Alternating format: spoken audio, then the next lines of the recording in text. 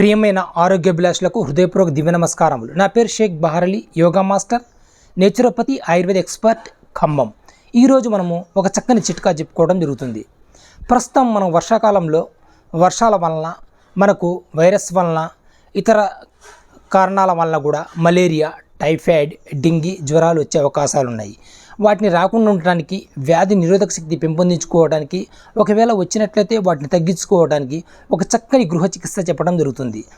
ఎందుకంటే మన వంటశాలలో చాలా రకాలు, పోపు పెట్టెల్లో మెరిసేటటువంటి చాలా రకాలు ఉన్నవి. ఇలాయచీ కానీ, మెంతులు కానీ, సోంపు కానీ, పలు రకాలు ఉన్నవి. వాటిలో కొన్నిటిని మనం ఉపయోగించుకొని చక్కగా మనం ఈ రోగాన్ని తగ్గించుకోవచ్చును.